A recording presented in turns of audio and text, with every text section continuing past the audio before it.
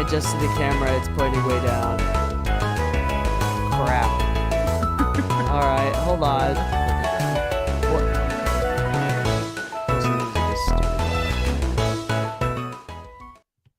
I don't think it's loud enough. Hello. Yeah, what up? Shalom, my friends. Also, we need to adjust the camera. That's what we're talking about. Yeah. We need to adjust the camera. Hold on, give me a second. Hold this guy for a second. What's up, buddy?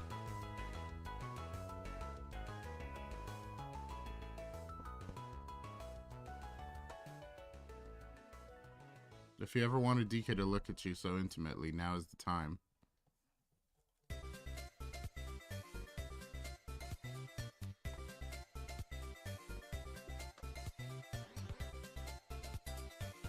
Okay.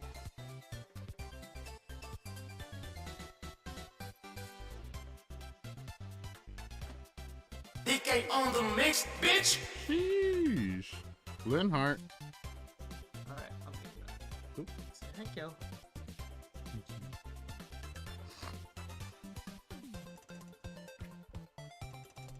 Howdy, what up, everybody? We're back. We're looking up potential topics here. So we're actually ahead like a month now, Lou. Try to get more ahead. How's everybody doing? Say what up in the chat.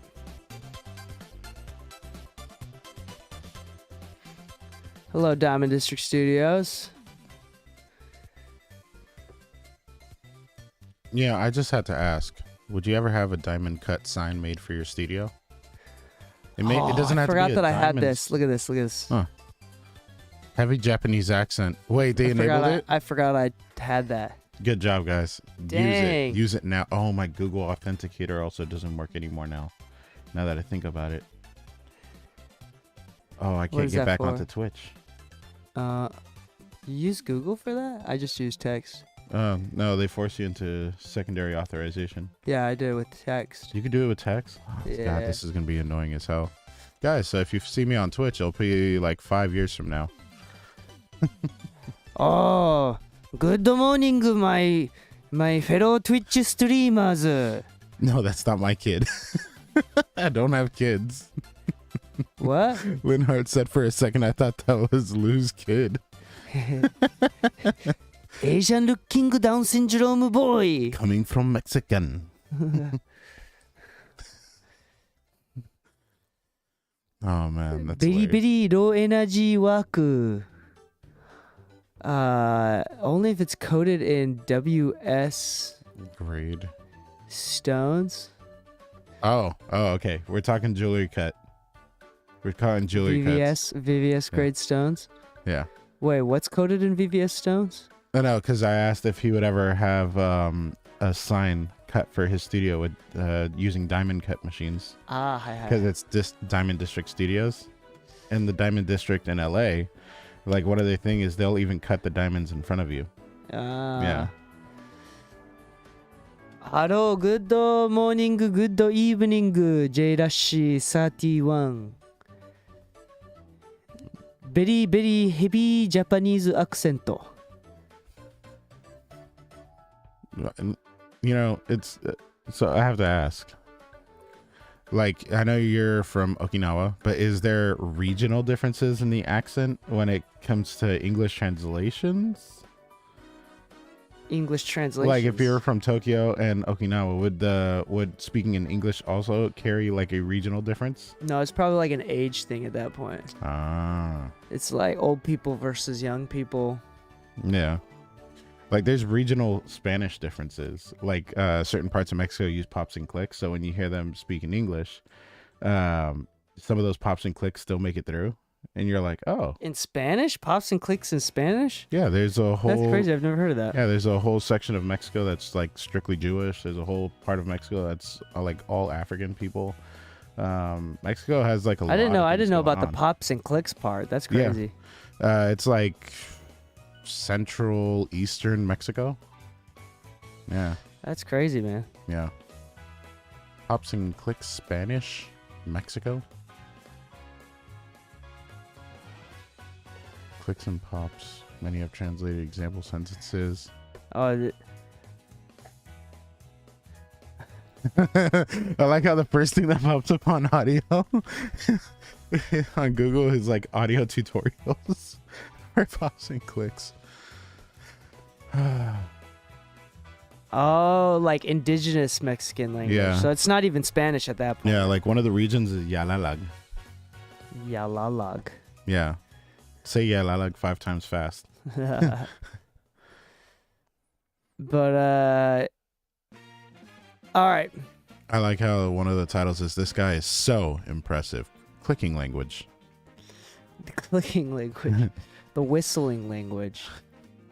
The pooping language? But yeah, today we're talking about, what are we talking about today? What's up, guys? Love what you're doing. Love the Discord group. Helps a lot. I'm glad. Yeah, thank I'm you. glad. Evan K. All right, let's get into today's topics and figure out what we're going to talk about today. Which, to be honest, we have no clue. We would love any sort of insight that you have. I'm going to do some stalking right now. We haven't done Stalking in a while. Yeah, you know, we don't typically stalk people. But on Monday mornings we do. Yeah, I was going to say we also need to figure out I was going to say we haven't done an episode about like what is it called? An episode about like an epic analog piece of gear, something like that, and all about in a while. That's a good one that we could do. We could do that. Though the thing with those ones is like they're cool, but they're like really low hanging fruit. Like and they're like they do like average, like statistically speaking. What Lou and I are trying to do is like do ones that are statistically the best, like most likely to get clicked on or tapped on, most likely to do. Sage Audio. Best Tasty. vocal chain, top free plugins, vocal hacks. Vocal hacks. I like how simple that title was. Best vocal chain. Like that's totally what I would. By the way, this is my buddy that does all these guys' videos. Like Like, we went to high school together. wait, he does their videos like the video editing? Yeah. All of them. Nice. So I hear his voice in the background. It's like, whoa, that's Ryan, bro, from high school. Oh, so Sage Audio doesn't have like a specific person, but rather No, they have specific mastering engineers, but he's not. My friend is not the mastering engineer. My friend he is just the video does editor. the video editor. So I think he's just getting paid to like that's his job. Yeah, to vocalize what's going on. Yeah, it's crazy. That's cool. Anyway, lots of vocal stuff. Y'all want to have a vocal episode? I mean, vocal episodes do perform the best. What That about the is- importance of approaching the mix with an artistic mindset versus an analytical one? Because a lot of people will ask, other engineers in the industry. They'll be like, what's the most important thing to making sure like you have a good mix? It's like at the end of the day, like the ability to connect in an artistic mindset while working in a technical job. Yeah, like, we've done that. We've done that yeah. one a few times, and then also we can do. I still think we should do like a vocal one. I like that idea, like the Yeah. cutting vocal techniques. But yeah, we'll probably talk about that. What about vocal prepping for mixing? Like, what are some of the things we typically do that's not necessarily mixing, but more vocal prepping for the mixing? Like denoising the clips, vocal tuning, things of that nature, arrangement. I don't know. Now that Pro Tools now has the built-in Melodyne feature. We'll seems probably like a talk about relevant topic. Melodyne. Yeah. What was that episode that I just scrolled past? It was like vocal hacks, right? Yeah. A good vocal hack is not duplicating your track thinking that's a double. Because we end up deleting that. That's not. Just to let you know, I don't know if anybody knows this, but I know I do this for sure, but I also know a lot of other engineers that when they see that, they just delete that track and then put a doubler and then problem solved. And even the doubler is not perfect. All right, let's do it. Ready? Any nickname for you? Nickname for Lou. Someone, first Nickname person to for come Lou. up with a good nickname for Lou, we'll say it. And we'll shout you out. And it can't be Longinus Lou, because I don't know how to react to that one. Lou nicknames. Thank you. Thank you. By the way, this is my youngest. This is Kyo. He's my 2-year-old. Say hi. Say hi. Say hi to the camera. Say hi to the camera. Say hi to you. No. Say What hi. about See Licky that? Lips Lou? See that? See that? Say hi. Say hi to the camera. Hi. You want to say something? You want to say something? Say ah. Say ah. No, He's like, nothing nah. today. He's not in the mood today. We're gonna talk about vocal recording, production, hacks, mixing, vocal mixing, What to do whatever. if your pop filter suddenly goes missing? Ooh. Ooh. What about logarithmic compression Lou? Logarithmic limiting Lou? Logaloo. That's not even that's not even a word. Logarithmic? No, logaloo. Logaloo? Like a I think the nastiest one I ever heard was Hockaloogie. I was like, ugh. loogie. Lugia? Lugio. Lugio? Something with vocals. Yeah. Let me see. Low frequency Lou. Lo-fi Lou? Okay, we'll do that. Here we go.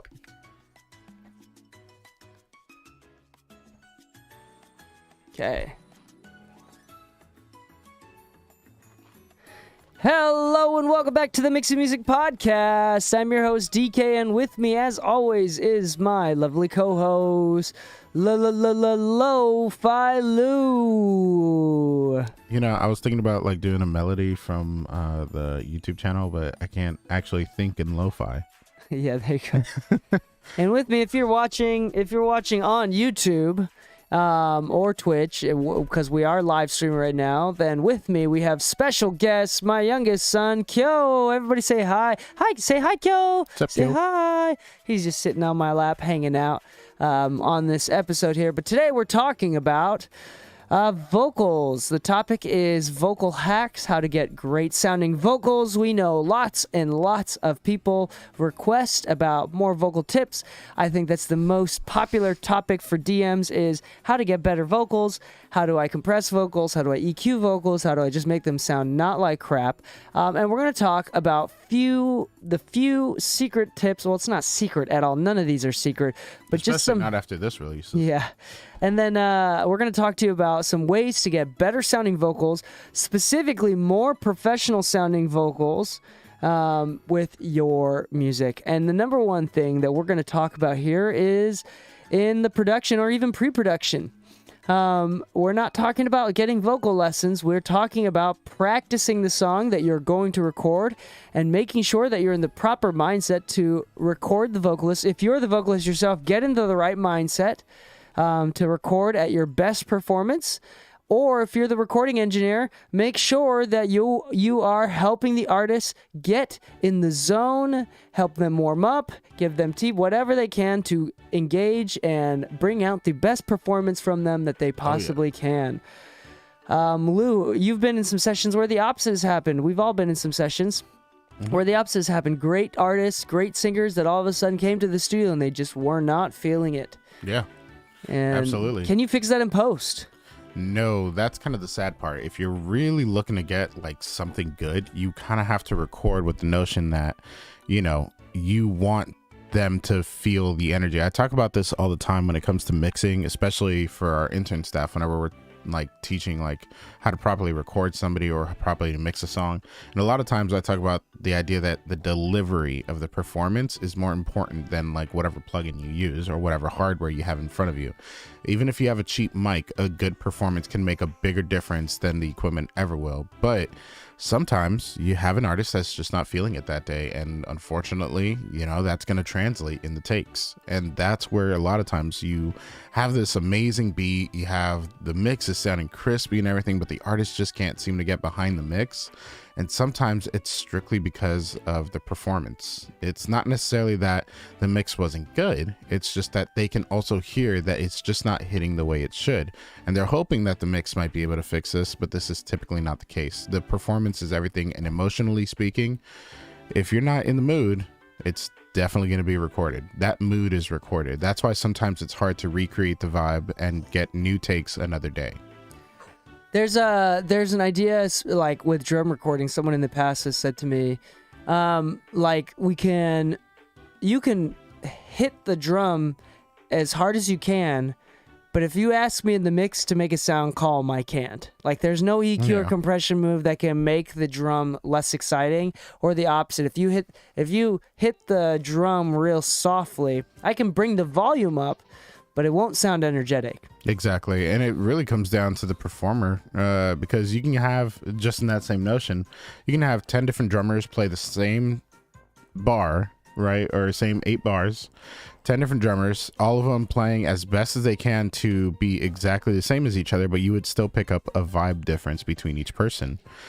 But that same person can also play it 10 days in a row, a different recording, one recording every day, and those 10 recordings would be different.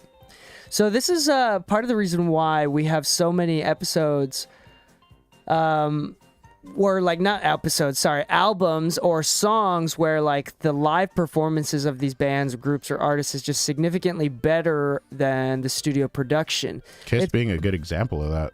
So it's part of the reason is, I mean, obviously the production in the studio is different. The reverb of the stadium is slightly different, obviously. But a lot of it is, I would say a lot of it could be avoided by just making sure that you're in the right energy. So if you scream on stage, but then you don't scream in the studio, it's not going to translate well. So just make sure whatever you do, even if you need to, this would be a good idea. Like if you need an audience to watch you to get hyped, then bring in a small studio audience to just come and watch you during your studio session. Like, I don't know. Snarky Puppy would be a good example of that. Yeah, they have a live audience in the same room that they're recording.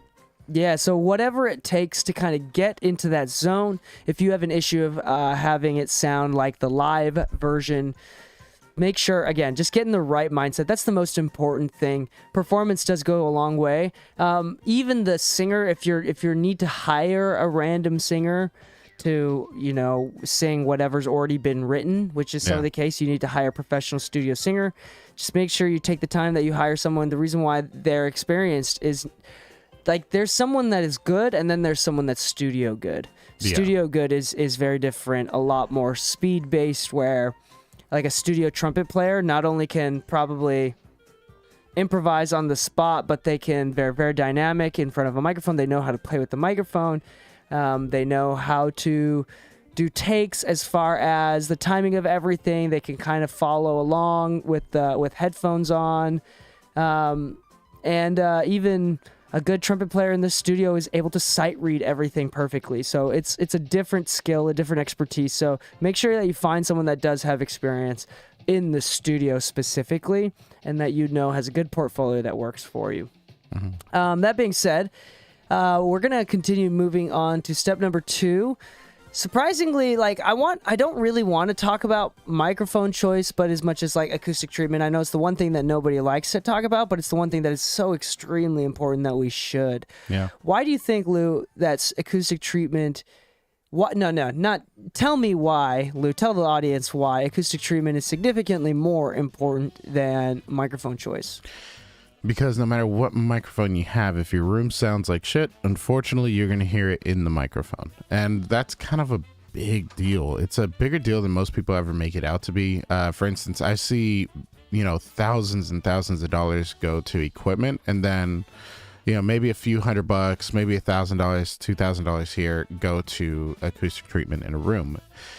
And the sad part is, like, if you don't actually know what's happening in your room, let's say for monitoring sake, then you don't really know what you're recording half the time. If your room has huge room nodes and it sounds kind of wonky, then yeah, even what you hear through the mic, you may not know what you're actually hearing. But let's talk about recording. If you're going to record, you don't have the biggest space available, and your microphone, let's say, is by a wall, and that wall doesn't have treatment. Let's say you just have posters up, right? Reflective surfaces.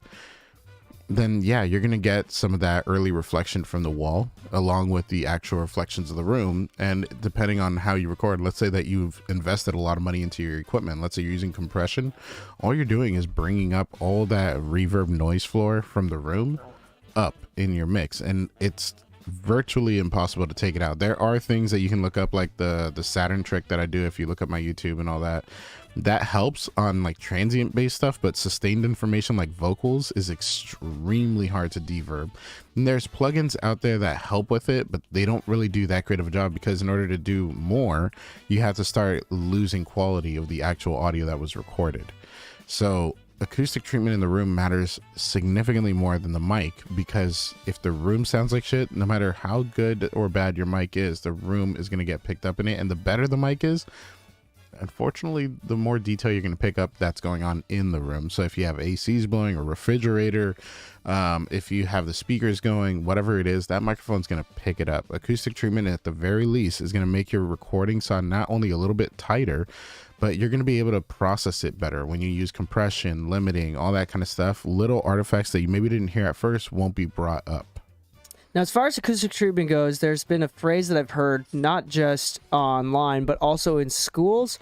I've heard people say deader is better, but that's actually not the case at all. Yeah. That is actually incorrect. I would like to improve that phase. By deader, meaning like acoustically dead, like there's no reflections in the room. I want to improve that phrase and say dead is safe, but good live is better. Yeah. So I would say that if you're in a very small, boxy room, then make sure to try to do as much acoustic treatment as possible. And the cool thing is you don't have to totally kill a room to do it. You don't have to totally kill a room to get good vocals for like at home or whatever. Or if you're trying to build a commercial studio, you don't really need like a floating floor type situation where you spend tens of thousands of dollars for a vocal booth or whatever. Have you ever seen the setup I built for Keisha at her house? Yeah, in her closet, like under her stairs or whatever? No, not that one. The new Malibu one. It's literally just like a couple panels behind her. It's literally just 3 panels in a room, and that's it. And it's just floor standing panels, 4 foot by 6 foot by 6 inches deep. Used Roxel Safe and Sound from Home Depot. Maybe cost a total of $600 to build it.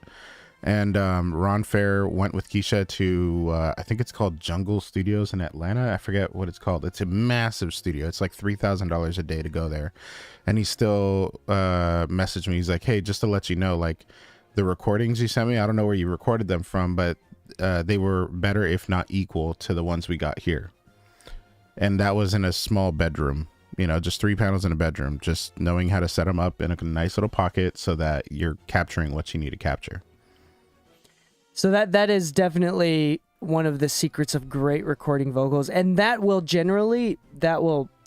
make an effect of how professional it is. I feel like especially with like pop mixes, productions, it's important with pop music. It's important to be commercially viable.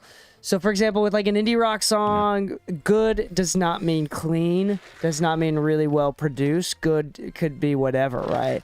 But in like anything that's pop music or you're trying to get like on the radio or stuff like that, then there's a difference between a song that sounds like the label spent $1 million on it versus someone that sounds like they recorded it in their bedroom. And all of these tips, the point of these, by the way, is to help you get that $1 million record sound without spending $1 million. And again, number one is the performance. You just need to get that right. Yeah. And oftentimes, and that's free. Yeah, and that's free. Yeah, that just takes experience, and it does take a lot of experience. Like, do not underestimate how much experience it does take to do that. Watch the videos of your favorite producer. They are always on the talkback telling the artist, like, I need more, I need more, I need the performance, I need the take. They're never saying anything about the mic. They're like, oh, you know, we need to swap the mic or else this isn't the take. They never say that. They're always like, hey, I need you to feel it. I need you to do this. Like, it's always communicated that they need the performance. Number two, again, is acoustic treatment.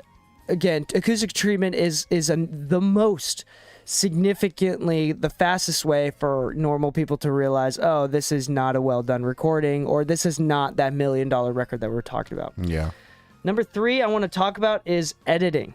So we're not even going to talk about microphone preamps. You notice that the equipment almost has nothing to do with making it sound like $1 million. And if you notice, that's kind of like the theme of Mixing Music Podcast. The equipment is usually not the issue. Yeah, it's really not the issue. And the problem with buying equipment is that you're focusing away from the real problem. Now, I do this a lot.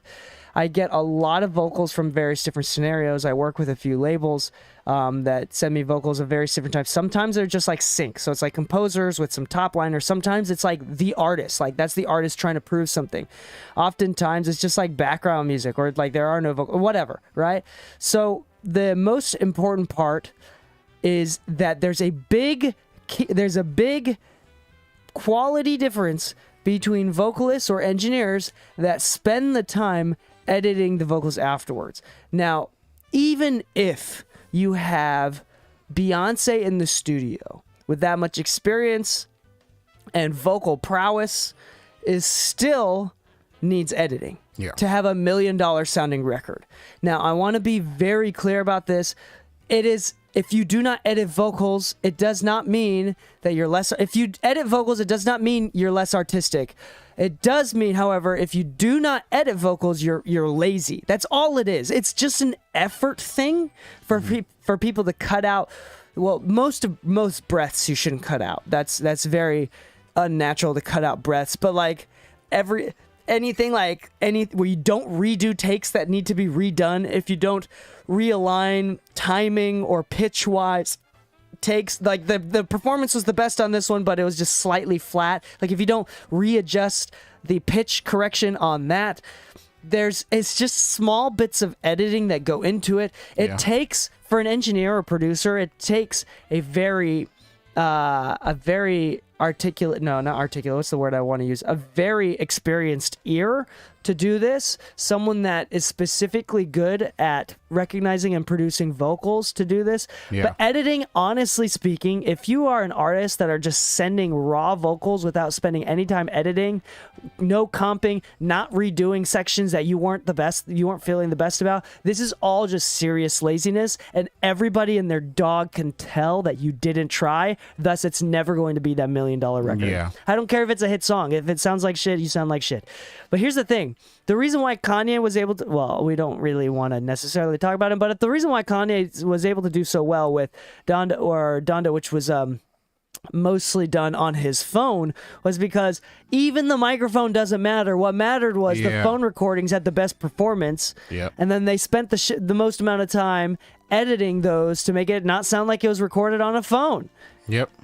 So, make sure you take the time to edit. Lou, what other things about editing can you say?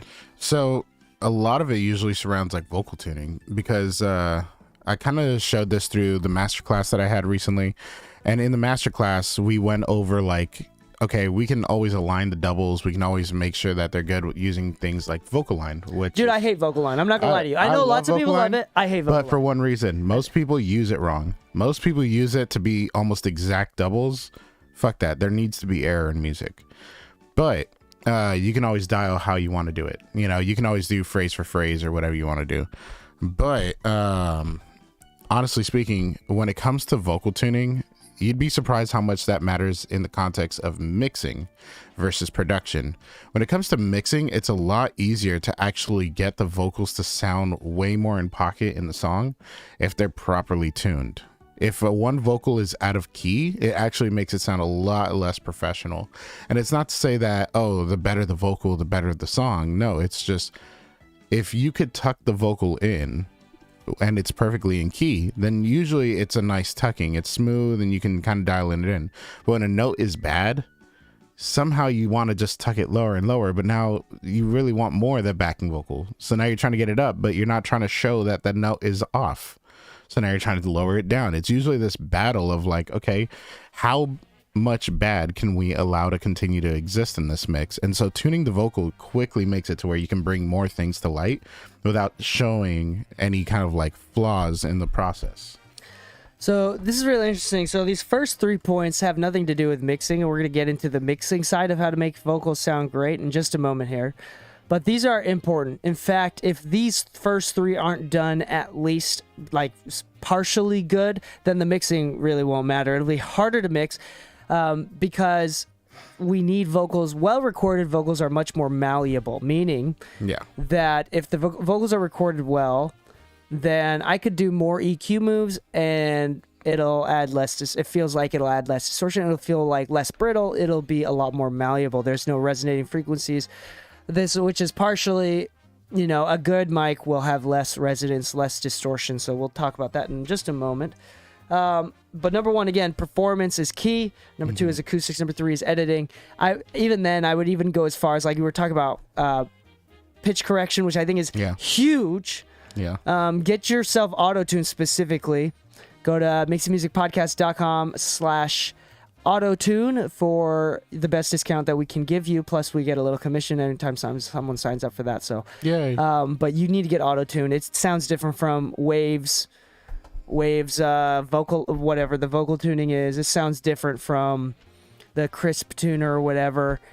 Use what tools you have available to you, but if you can afford it, if you can swing it, auto-tune does have a specific sound and it's really flexible. It's really good. And using that in a slow setting with high humanize, don't use FlexTune. If you do that, then you can actually make it sound more natural than Melodyne. Yeah. Melodyne can make things sound really unnatural, so just be very careful. It depends on how you use it as well. But for people that don't have a lot of extensive experience on Melodyne, you're going to get a much more natural sound easier out of auto-tune. So don't bag on auto-tune. And that's the thing too. Like again, comping or just doing retakes, like that's just an effort thing. Like you need to continue to do better takes. If the artist is not performing well, if you as the singer is not doing well, take another day, whatever. But you can't just be like, oh, like I just got to send it off. Like no, vocals are super duper important and is commonly known to be the most important part of a song. So let's take the time and effort. And then again, this is not a skill based thing. This is just an effort based. Number three is just effort based. All right. So when it comes to mixing vocals, I want to talk a little bit about compression. Now, compression is very needed. The reason why we use compression for vocals is because vocals are incredibly dynamic. Yeah. Even just now, I said incredibly dynamic, right? Where it started soft and then it got really loud. We need compression. There is compression on my voice right now for this podcast, which kind of normalizes the volume, the amplitude of my vocals. So that means that every word that I say is kind of a little bit more stable as far as volume goes, so no words go missing, and that loose voice is not way louder than my voice in some sections, that when we laugh quieter. It doesn't blow your ears. When we whisper away from the microphone, it's unnoticeable, hopefully. So things like that. Compression is extremely practical and extremely useful for vocals. Oftentimes we get a lot of people that are afraid to compress more, that don't use the correct or the best attack and release setting for that vocal that they're recording, or oftentimes are afraid to commit and compression. I don't know. Oftentimes people over compress as well. Yeah, honestly, one of the recent questions that I got was from one of our staff members. They were recording with Caden Corbett, and he's like, I'm used to working with like a lot of like rappers or, like hip hop types that aren't very dynamic in their vocals. And Caden sings quietly from one moment and then he's really loud the next. And like, then we end up over compressing. I asked a couple other people what to do and they were saying like record it on separate takes, this and that. I was like, you could also record quieter, set your threshold a little bit higher to catch those peaks. And, you can always use makeup gain to kind of bring yourself back up a little bit. But, these things are very important because sometimes the issue that I find with the multi-take thing is taking somebody out of the vibe or the pocket of the performance. And I'm sure we've worked with some of the same people where vibe is everything. If you tell them like, hey, you can't sing a loud part yet, like hold off until the next take, it's like, what do you mean? That doesn't feel right. So learning how to set compression in a way that is in the recording stage non-destructive but rather helpful is actually a huge thing. One of the ways you can do that, like I said just now, was lower your input and set the compressor to a higher threshold. That way, if they are that loud, let's say they belt that loud, then you don't want to over compress, and that's one of the fears, then that's going to save you. That's really going to save you. Also, you can use, let's say you're in the plugin domain. Plugins like RComp, the distressor emulations are good for like, heavier compression without sounding too bad. Variable muse are my personal favorite for this kind of stuff. But honestly speaking, like if you're scared of compression, my honest recommendation is stop. Like compression's your friend, not food. Stop being afraid of compression. Yeah, it's self-destructive to avoid compression in the recording stage because it's a really practical tool. Yeah. It's really useful. The higher you go up in the food chain or whatever, the predator chain, I don't know what it's called anymore. I don't really care about this status chain or thing or whatever. But point is, if you want to work with, let's say, Ariana Grande, you swear like you're going to tell her how to take her takes. She can record herself, and she does it all the time for her major releases. And she has compression on the way in too. If she can handle it as a vocalist recording herself from home, I'm sure you as a professional should be able to handle it too. When the day of the opportunity comes up that you get to record with her, but you're not about to tell her to separate her takes if she doesn't have to. So number 4 is vocal compression. Make sure that you compress the vocals in a way that works best for the vocals, and that means don't overcompress, and that means allow for more compression if needs be. Also, attack and release settings. Sometimes if the attack is too slow, you can kind of tell by the waveform. Yeah. Too, but we won't get into that. Don't look and decide by your eyes, but just make sure that the attack is fast enough to catch the beginning of vocals. And by the way, if you compress vocals way too much, like if you're hitting large numbers, even double-digit numbers of gain reduction, that's probably too much, and you're probably squeezing it a bit much. One way that you can do less compression but kind of conserve volume as well is that I sometimes, depending on which preamp it is, if it's like a stepped kind, it doesn't work as well. But if it's just infinitely variable, like a pot, then what I'll do is I'll turn it down during the loud section so the gain actually is lowered into the compression so it doesn't compress as much, and then I bring it back up in the quiet sections again. So I kind of like in person with an outboard preamp will actually automate the gain there, so it compresses less, and that sounds a lot more natural than just letting it squeeze. Yeah, if you have something like a 1073, what you can do, being that those are stepped, is they have an output knob. You can do that with the output knob. You can leave, for instance, like a lot of people don't like the 1073's, I guess, aggressive saturated mids. And so what they'll do is they'll leave it low, and then they'll use a compressor's makeup gain to boost up the signal. So like a classic example of this would be the 1073 with the Tube Tech compressor at the end. The Tube Tech, I'll be honest, guys, it was designed to be clean. I know it's tubed. I know it has kind of a sound, but it's meant to be clean. So the trick for that one, if that's your scenario, let's say you're tracking in a studio and you don't personally love the 1073, you don't think it fits as well in this record, you could just leave it lower and then boost the makeup gain. Because on the Tube Tech, the makeup gain is actually pretty damn clean. It's not noisy or anything, or at least, a clean unit's not noisy. Okay, number 5 is just your general vocal chain. Now, this is going to be an interesting one. We're going to try to develop this thought as much as possible. But we're going to talk about like typical vocal chains that we use. We're going to try to balance between practical tips that you can take away from, because if you've been listening to this podcast for a long time and listen to other episodes, then you know that we're very, very hard and heavy on anybody that recommends a specific chain. If it's like use this EQ with this shelf, with this frequency point, we have 400 hertz, you got to cut it out always. Those sort of tips do not work. Number 1, you have to develop your ear enough and have enough experience to know what a good vocal sounds like. Yeah. This is a very important concept. You cannot mix a good vocal if you do not know what a good vocal sounds like. And it is surprising how many people do not know what a good vocal sounds like, or even just good records sound like. They kind of forget. Yeah. Because listening to music casually does help a lot, especially when referencing. And dude, actually referencing may even go directly into this as well. That's like the secret part of number 5 here is like pull into a session or like download a song that you like the vocals of or whatever and try to match that. Like a lot of referencing and trying to match is actually really, really great ear training. You're never going to get the same exact sound, but the closer you can get, like now, if you give me like a song and you say match these vocals here, I can get really damn close. Yeah. Just from like sheer training. I mean, even when you did, remember when you got your dangerous that you returned Yeah. a summing mixer? Yeah. And I was like, oh, this transformer knob, all it does is this. And like, I was able to almost exactly emulate what the transformer box was doing Yeah. with Like an EQ. it did something cool, like extra, but it was like a tiny bit extra.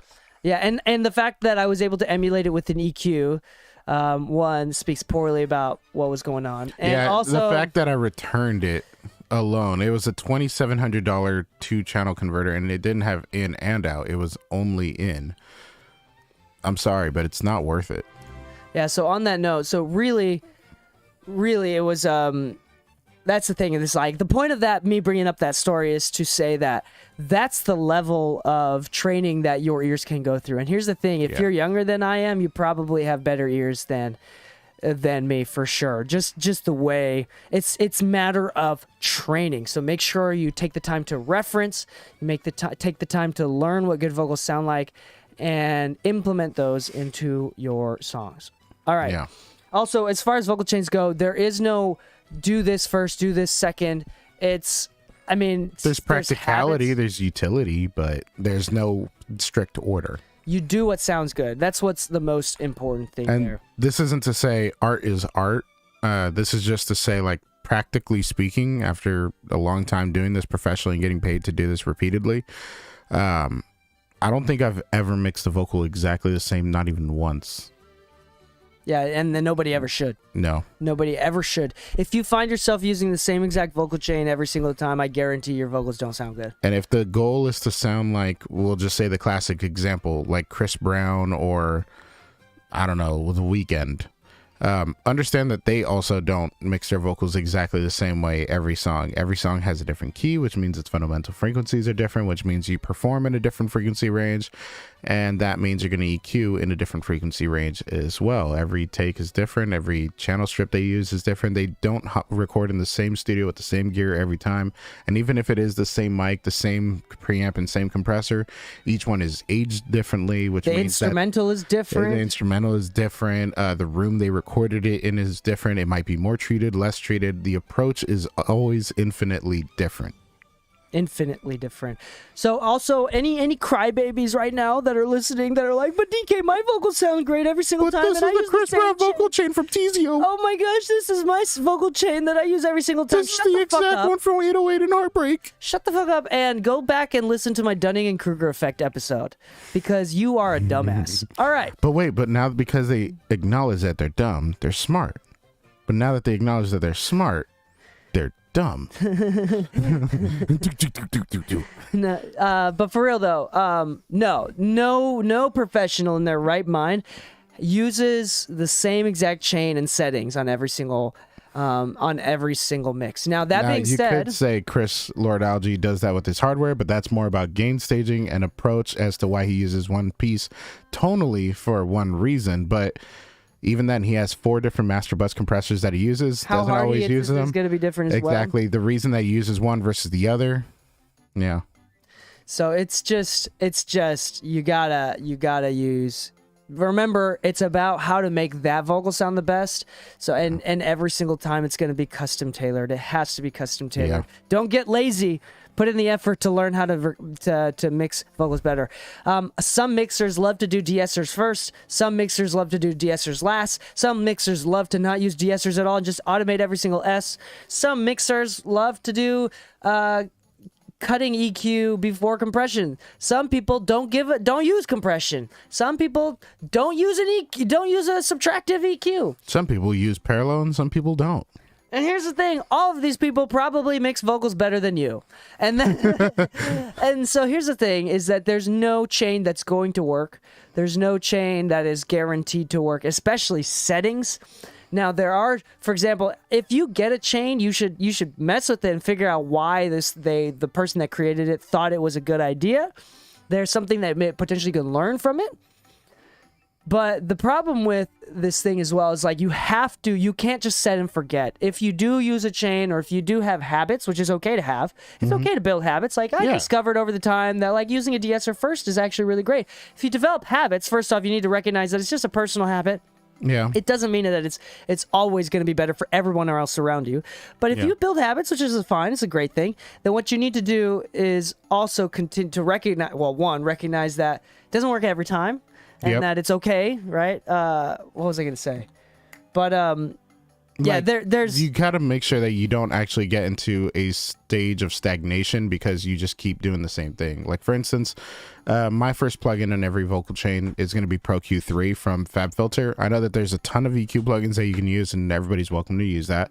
But it's something that's stayed tried and true for me. But the settings always change. It always stays flat with 3 points: one in the lows, one in the highs, one in the mids, and then I can always add more points for that. But it usually starts off with a low shelf, high shelf, and then a pretty narrow like 3.0 and up in the mids. Reason being is usually the first thing I'm trying to actually do is just kind of balance what's going on. A lot of times people record with their voice, whatever, their vocal, way too close to the mic, and proximity is a big thing. So usually I start off with like some corrective stuff. So maybe it needs a little more highs. That's a good that's a habit.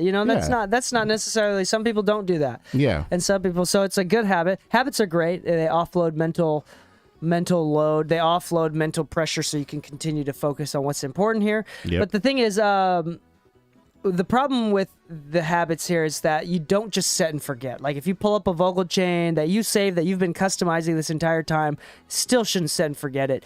What you should do is you can pull up a chain out of habit or whatever because you like this and you like how it sounds, and this sounds very similar to you. You're still going to need to adjust the settings and the frequencies. I would, if I have a vocal chain, which by the way, I think I do somewhere, like where it's one of those like presets that you can build in Pro Tools where you can just like, it drops in a few plugins in whatever order that you add. They're all just empty. Like they're not doing any processing, and I turn them on one at a time. Damn. Okay. But I don't even use that. But the point is, if you do use a preset chain specifically to save time, something like that, I would turn everything off and make sure that you readjust every single plugin every single time. Yeah. Take the time to do that. Leaving the settings as it is a bad waste of mental offloading. Even if you have a good vocal chain, I haven't tried this the chain personally myself. I have a copy of it, just never really tried it.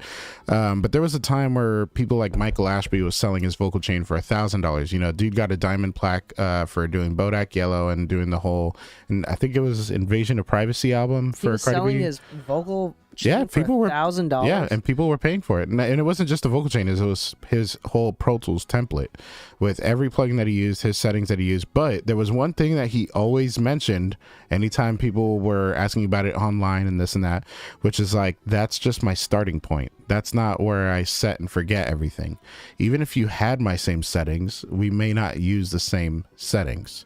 And he would preface this by saying, he's like, sometimes I get people's mix back and I can tell they didn't change a thing because the compression's off, the EQ's a little bit off, or there's still buildup. There's still things that I would not have left there, but because they didn't change anything, when they show it to me after they bought it and then like, oh my God, this worked wonders. It might be a little bit better, but it could still be so much better if you dial it in for your specific song.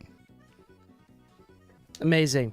So this is actually really important. There are a lot of mixers out there that do have habits and that use similar things almost every single time. I use similar tools every single time. I have my library of tools that are front of mine when it comes to vocals. And I always kind of use within that set selection that I like to use, that I know is going to sound good. But anyway, don't set and forget, and don't be that crybaby engineer I was talking about. Okay, number 6, and this is probably going to be our last one. I'm going to try to combine it with a bonus number 7, which was going to be effects. But number 6 is automation. Yeah. Automation, I think, is a very, very good indicator of $1 million sounding mix versus not. Yeah. And that is, again, another effort-based thing that can be done by a mixer. Yeah, I want to say when we first met, I remember having the conversation where you're like, I probably should automate more than I do. And I want to say hindsight versus current mix, your mixes have definitely sounded way better now. And I know you've been automating more than you ever did before.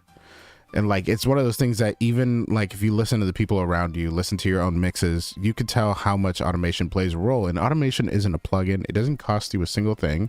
It just, well, actually, no, it does cost you something. It costs you about 1,500 time. clicks. Yeah, it costs you time and effort, but it won't cost your wallet anything to do. And that's kind of the big thing. Everybody's always asking me, they're like, hey, as a mastering engineer, what do you think the best bus compressor is? I'm like, that depends. Did I get a song that's poorly compressed? Because I don't use compression on mastering unless I absolutely have to. Half the time, engineers don't want me to do anything. The artists want me to do something, at which point, even then, I'll do things that aren't necessarily strictly compression. And if I do it, it's based on taste. What is the best? Who knows? But you know what I tend to do every single master? Automate. Because not a lot of people automate their sections. If usually as a mastering engineer, when I listen to somebody's mix and I'm wondering like, okay, how do I feel in it? If I was a producer, it'd be progression of the song. How do the hi-hats play from section to section? What is kind of keeping the progressive nature of the song? Is it the hi-hats? Is it the bass line? Is it the kick drum doing 4 to the floor? And then during the bridge, it goes to like 1 every quarter note, or that is 4 to the floor, but like every half note, whatever. Point is, like, when you think about like automation, you can think of it as a tool of creating progression and kind of, I guess you can grab people's attention with it. If you're automating panning, you can make a vocal go suddenly to the left. That's going to catch your attention and keep the ear candy going. If you're going into a bridge and you lower it down like 1 decibel, very progressively, just from the start of the bridge to the end of the bridge, a total of 1 decibel has been automated downward. And then that chorus hits and it just boosts that 1 decibel back up. It makes it sound like that chorus hit really hard. You didn't change anything about the mix outside of automating it down a little bit. In the mixing standpoint, like, you can automate backing vocals to kind of like swell in, swell out. So you have more of this like watery motion kind of feel with backing vocals and R&B with like reverb swells and everything. You can automate delay throws and everything. Like, automation is really the key. Yes, automation is great. It's as far as like volume, it's secondary to compression as well. If you compress, there's still some sections that are audibly quieter, just perceived to be quieter than other. Some louder than other. The same sentence of the verse, but like for some reason those first 2 words, even after compression, still sound quieter. So you can you automate the volume there. Some people rely too heavily on compression to create consistency. So that's the thing. I automate gain staging all the time, so it compresses more or less into it. I prefer automating gain the actual clip gain than the volume. Do you do trim automation after a plugin? Yeah. Well, volume trim. Yeah. Yes. So yes, I'll add volume trim after something that I like. Like, I'll add a compressor. It levels it out nicely, but then I might still need to automate a little bit. Instead of automating the channel, I'll automate the actual trim plugin.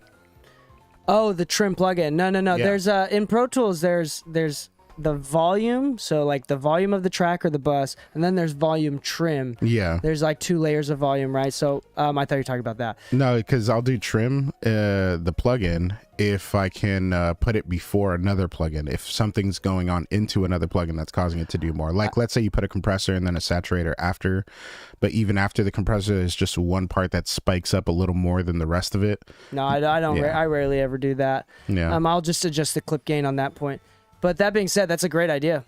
And but I mean, as far as like vocal automation, as far as like volume goes, sometimes I've even automated EQs because the bridge just sounds way darker than the the verse vocals for some reason. And I could tell it was unintentional. Yeah. Sometimes there's like plosives in one section, not in the other section. Sometimes the plosive is just in that one word and I automate like a high pass filter for just that one word. It's just really annoying. But taking the time to do automation is actually crucial, and this goes into effects as well with delays and reverbs and whatnot. A blanket reverb is cool, a blanket delay is cool, but what really makes a vocal specifically stick out is when you have moments. And you can create, a mixer can create moments. Yeah. It's not just a producer thing. You can create ear candy as a mixer, and that's going to be through automation. A vocal delay throw here. a reverb throw here, maybe some altar boy here in this section here, just like letting it morph and change and kind of changing the vocals throughout the mix that is best for that mix. Sometimes these mix decisions should be consulted with the producer or the A&R or whoever is in charge, mostly to make sure that you do not overtake on creative decisions here. Yeah. Some mixes, and this is a vibe that you get from the client as you qualify the client. But like one of my labels, they like trust me completely. They're like, if you write a new verse and record your own voice onto it, they probably would. Not that far, but I mean, like, it almost feels like they want me to go that far, you know? Can you imagine being a mixing engineer and being like, wow, this chorus sucks. I got something better for you. But they have like the flexibility. They give me like they openly give me the flexibility to just do as much or as little as I want. And then there's another label that like basically wants me to do nothing. Yeah. And so it totally depends on expectations of the managers, the A&R, the artists, the independent artists, and that's hard to tell with artists.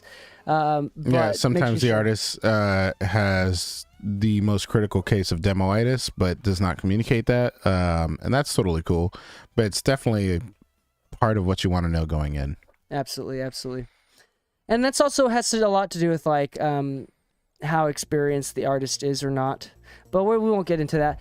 Let's talk about more about automation here. This automation is seriously the key to a great mix, $1 million mix. You listen to any $1 million mix, great mix. There's going to be tons of automation. And here's the thing, sometimes it's hard to tell. Like automation, you can't tell from listening all the time.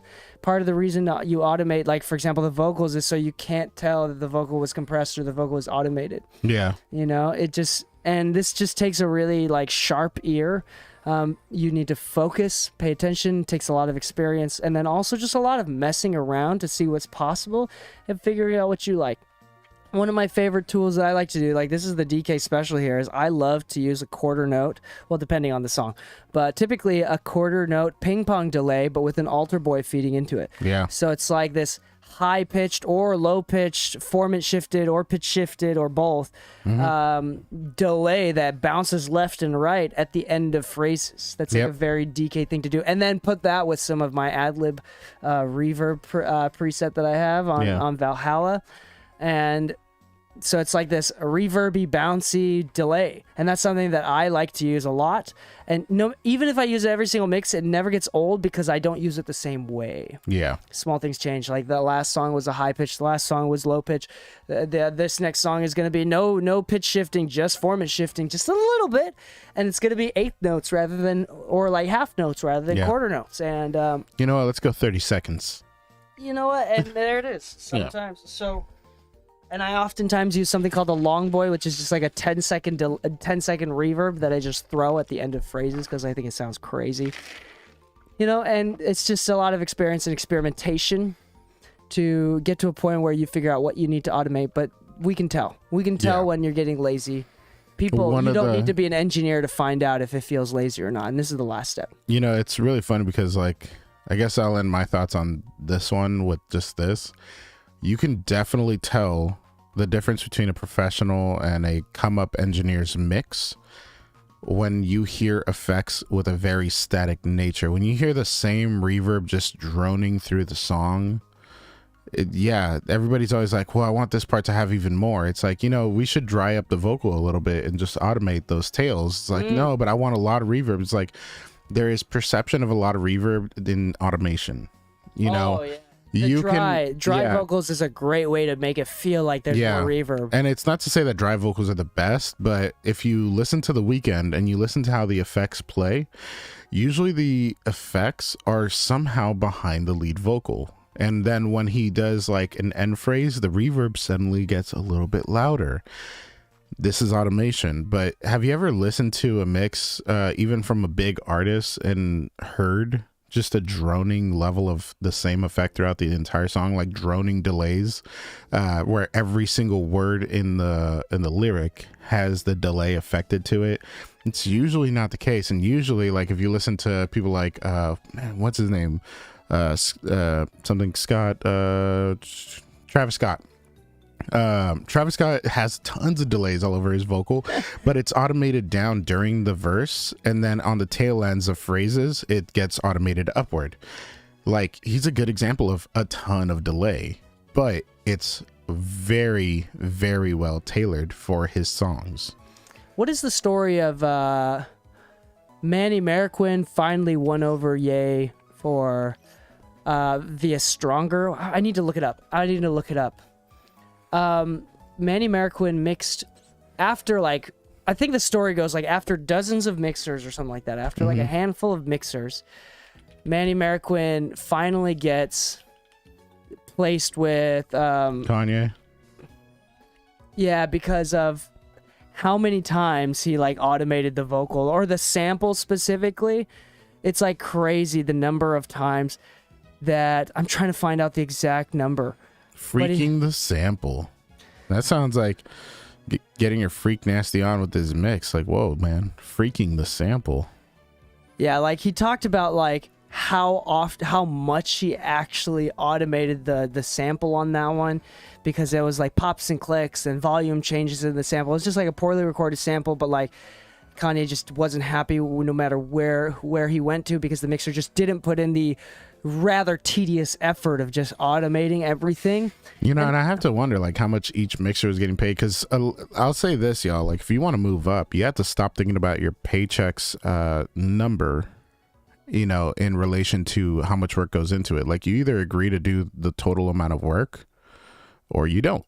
You know, if you're getting paid $100 less, you know, and you don't communicate, I'm going to do less work, and the artist doesn't see that, then they're going to be looking at you as the same person, just with the lower price point for that project, and wondering why they didn't get the same end result.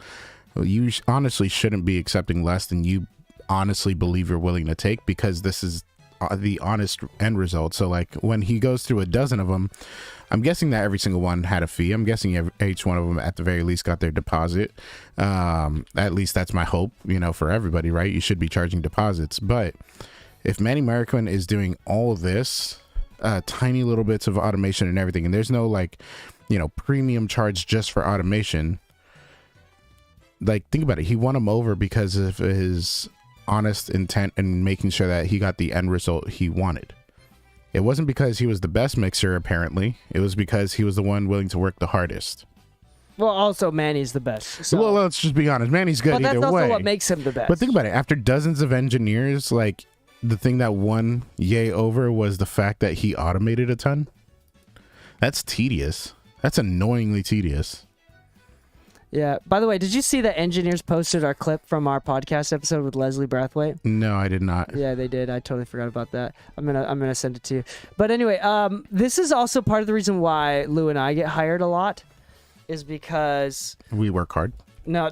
Sometimes, oftentimes, and this is something that probably the biggest thing that I've learned from me is that we don't say no to things. So there are times where it's like it's really tedious, and I want to complain a lot. Like, there's just something that's wrong with the vocals, and now I have to go back and fix it and take the time to fix it or whatever. This is how we win over clients, is because there's probably a bad experience that happened because the engineer previously just wasn't willing to do that. Like, they probably know how, and they probably just didn't do it. Or they tried to work around it by adding extra compression instead of automating or whatever. And the artist still didn't sound good, and then they finally reach me, who is willing to put in that effort, and then they become my lifelong client. Yeah, honestly, I kid you not. There's many people that have hit me up because of my previous work, but there's more people that hit me up because of word of mouth. And I'm a big believer in, like, you should be doing good business and looking to actually, you know, supersede anybody's previous experiences, because you actually want to make sure that if you're not at least consistent, you want to be better. With that said, I hate to admit how much money I've made off of bad engineers. You know what I mean? I'm not saying that I made money off of the artist. It's like the artist was already paying somebody else.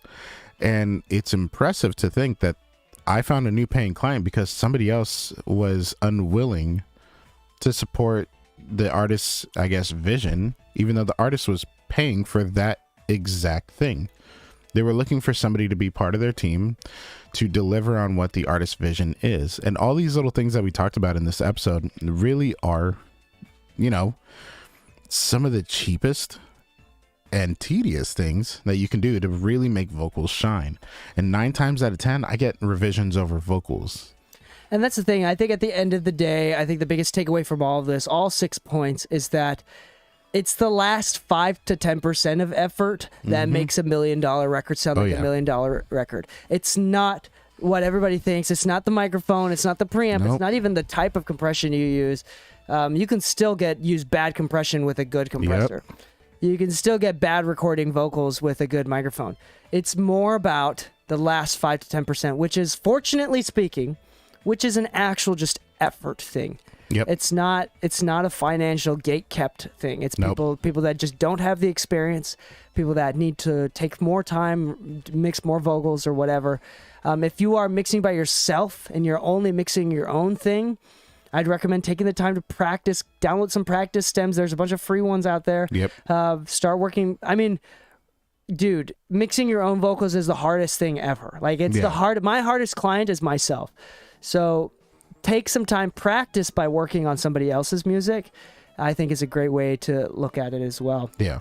All right. So on that note, thank you so much for listening to the Mixing Music Podcast. If you're interested on hearing more technical tips like this, go to Mixing Music Podcast / exclusive to subscribe to our exclusive episodes. They come out every Wednesday and Thursday. Those are really, really, really great episodes, and you get the whole backlog of all the exclusive episodes up until that point.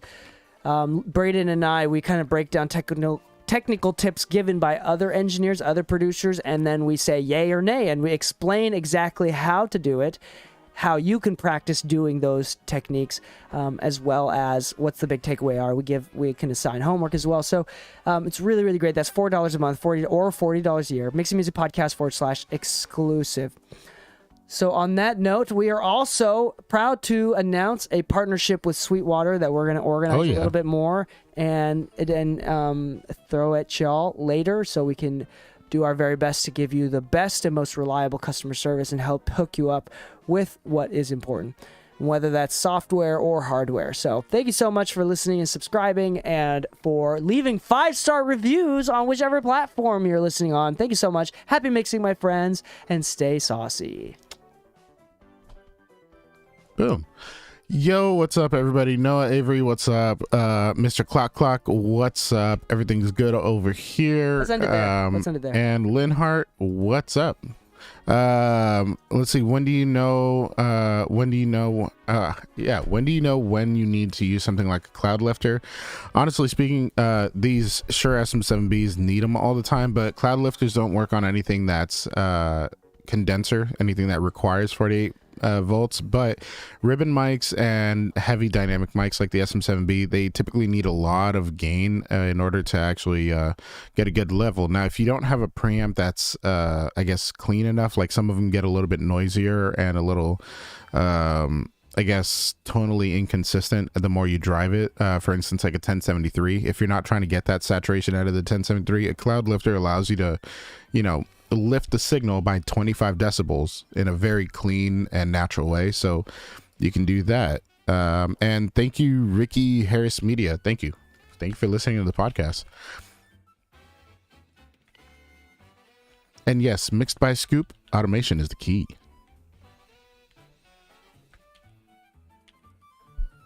All right. That's it for this episode. We're just going to do one and call it a day here. But we're going to do some more exclusive episodes with me and Braden. We're going to talk about those later. But what we're going to say. Yeah, thanks for everybody in the chat. What up, Noah? What up, everybody? Sorry, we're just in the middle of recording, so it's hard to respond to these messages while we're recording. Although I don't know if we're live right now. We should be, right? Oh, it looked like the stream was down, Ellie Star. No, we're definitely live. We're fine. Yeah. Anyway, thanks so much for listening. We have some things that we need to talk about, Lou and I. But, yeah. Oh, what were you saying before? About? We're livid. I don't think that's what you meant. We're live. Oh, I'm always livid. I never have a happy day in my life. I am lived. Past tense. I am currently not living. Live. Okay, got you, Mr. Clock. No, we got no, that. we got it. We got it. But, yeah. Just having some fun with it. I am angrily not alive. Anyway, What were you saying? What was the last thought that you were giving? I had a thought about the thought that you were giving. Oh, Cloud Lifter. Oh yeah. Oh, sometimes you don't need a cloud lifter. So even with the 70s, we don't use cloud lifters here. Yeah, just have a good clean preamp. We're actually like clipping sometimes, and I'm not. We're not even close to. We're barely past halfway the gain that this thing gives. I'm a good example of why And we compression clip. is necessary because I'm usually quiet, and then suddenly, clip. I don't know about you, but cloud lifters I've had once before. Cloud lifter introduced noise. Really? Yeah. Well, I mean, it is a preamp, so it's like it introduced like hissing. But one was like also like I didn't have any. Granted, in Cold House we had some power issues that we were sensitive about, but there was I remember like I used to have a cloud lifter and like there was a microphone that didn't have any buzzing until we introduced a cloud lifter. Yeah, which is annoying. Schrodinger music. I think what he's talking about is the Dunning-Kruger. Not Dunning-Kruger. Schrodinger's music. Dunning-Kruger effect. Yeah. Also, I was trying to find that. I was trying to find that post about Manny. Just can't seem to find it. It's all good. All right, hold on. What is? I know Schrodinger's cat. I don't know I hate to Schrodinger's say it. music. I wish I could like cats, but I can't out of allergies. So every time I find a cat, it's not that I want to kick it or anything, but I just don't want it to get close to me unless it's like I've had cats like approach wanting to do like the whole like they rub themselves on your pant leg or something. But if I ever touch a cat, I had to immediately wash my hands, like immediately. And even then, sometimes that's not good enough. So Schrodinger's cat, stay away. Yeah, I don't know Schrodinger's music. Oh, you were making a joke about Schrodinger's cat. Oh, Don't worry. sorry. I'm sorry. Pew. Pew.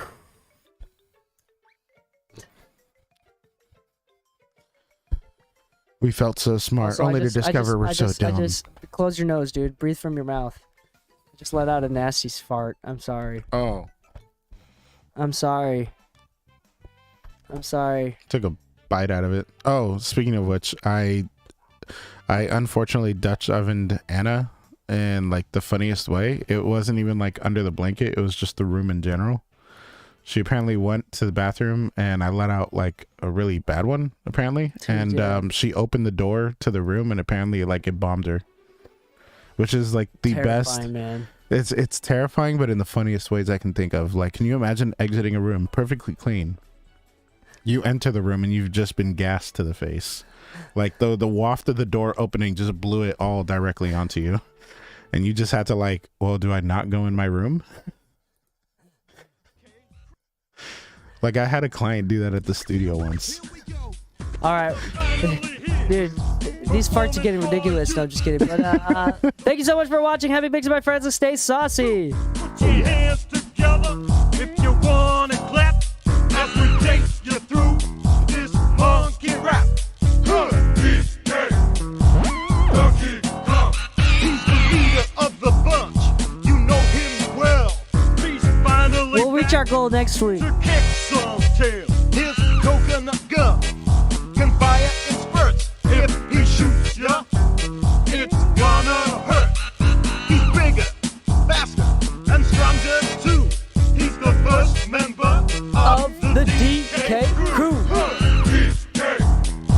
Hey, it's Pikachu. Glenhar has a Pikachu.